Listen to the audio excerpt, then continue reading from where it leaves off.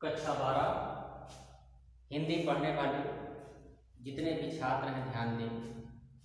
आपका सामान्य हिंदी का जो प्रथम खंड है गद्य गरिमा, उसके अंतर्गत मैंने जो संशोधित पाठ्यक्रम के अनुसार आपका पाठ आता है वो भाषा और आधुनिकता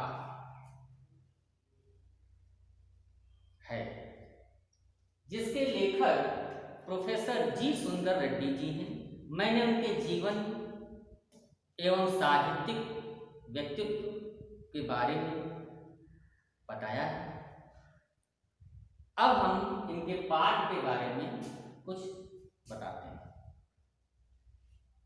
देखिए, समय बदलता रहता है, भाषा में भी कुछ न कुछ परिवर्तन आते रहते हैं।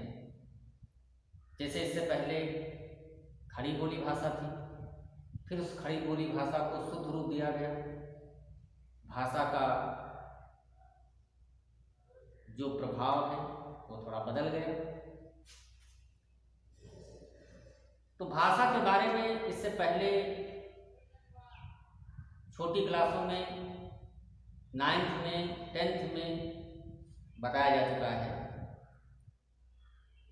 तो सभी छात्र एवं छात्राएं इसके बारे में हम जानते हैं, इसको समझते हैं।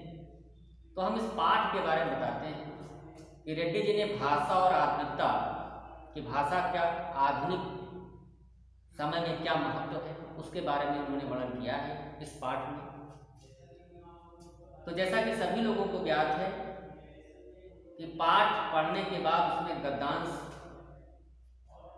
से संबंधित प्रश्नोत्तर दिए जाते हैं। तो आज हम जो प्रथम गद्यांश है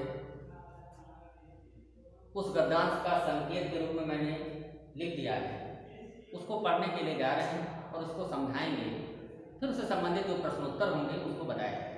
तो ध्यान से सुनिए। गद्यांश खर्च लिखा है भाषा सामाजिक डाटा निहित है, यानी यहाँ से लगा करके और वहाँ, इतना गद्यांश है। अब इस गद्यांश के बारे में हम बताने के लिए जा रहे हैं, ध्यान से सुनिएगा सब लोग।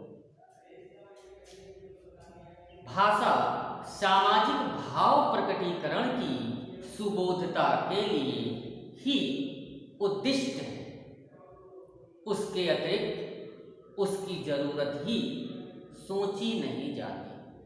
इस उपयोगिता की सार्थकता समसामयिक सामाजिक चेतना में प्राप्त ब्रैकेट में द्रष्टव्य ब्रैकेट में अनेक प्रकारों की संश्लिष्टताओं की दुर्बलता का परिहार करने में निहित है। संश्लिष्टता, ये इतना मैंने गद्यांश दिया है। अब इस गद्यांश के बारे में थोड़ा सा समझ लें, उसके बाद हम इसके प्रश्नोत्तर बताएंगे। तो रेड्डी जी ने भाषा के उद्देश्य को स्पष्ट करते हुए कहा है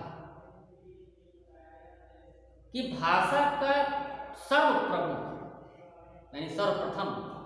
प्रमुख उद्देश्य समाज के भावों की अभिव्यक्ति को सरल बनाना है।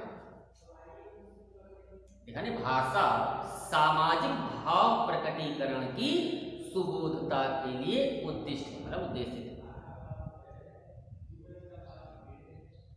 उसके अतिरिक्त जरूरत उसकी सोची नहीं जा सकती। कहने का मतलब है कि समाज में लोगों के भावों और विचारों को सरलता से एक दूसरे तक पहुंचाना ही भाषा की क्या है, सुबोधता है। इसका मतलब ये। अब इसकी उपयोगिता की सार्थकता समसामयिक सामाजिक चेतना में प्राप्त अनेक प्रकारों की संश्लिष्टताओं की दुर्बलता का परिहार करने में निहित है। अर्थात कहने का मतलब है रेड्डी जी के अनुसार कि समसामयिक चेतना की सूक्ष्म कठिनाइयों को दूर करके विचाराभिव्यक्ति को सरल बना सके, तभी भाषा उपयोगी एवं सार्थक सिद्ध हो सकते हैं। तो भाषा के महत्व के बारे में बताया गया कि किस प्रकार समाज में लोगों के बीच में भाषा का प्रभाव होना चाहिए। अब हम इससे संबंधित जो प्रश्नोत्तर बनाए जाते हैं, तो पहला प्रश्न है कि प्रस्तुत गद्यांश के पाठ और लेखक का नाम लिखिए। तो जैसा मैं पहले लिखाता था, पढ़ाता था, सभी छात्रों छात्राओं को ज्ञात हो गया होगा, बस लिखने का थोड़ा सा तरीका अच्छा होना चाहिए।